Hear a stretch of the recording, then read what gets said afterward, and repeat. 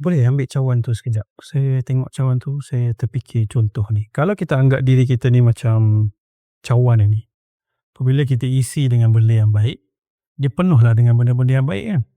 Tapi yang banyak kita lupa waktu bulan puasa ataupun Ramadan, bahkan luar Ramadan pun, macam ni kita letak madu, kita letak laici, kita letak nanas, kita rasa manis lah.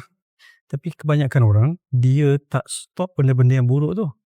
Dimasukkan juga garam, dimasukkan juga benda-benda yang merosakkan, tapi dia cuba letak benda-benda yang manis juga dalam tu. So jadi apa rasa dia? Jadi pelik lah. Jadi tak sampailah rasa yang sebenar manis tu. Yang patutnya tu rasai. Jadi antara perkara yang kita sering kali lupa bila masuk Ramadan, yang kita bila sebut kata nak jadi akhlak baik tapi tak jadi juga.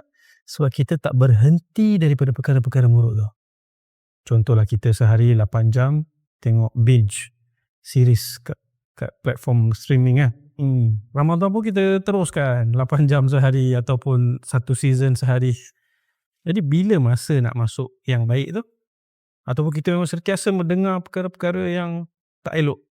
Ramadan datang kita tak stop. Jadi susahlah benda baik tu nak memenuhi cawan ni, nak memenuhi hati kita ni. So perkara pertama yang kita kena perhatikan masuk Ramadan, apa benda-benda yang kita kena keluarkan daripada phone kita, daripada TV kita,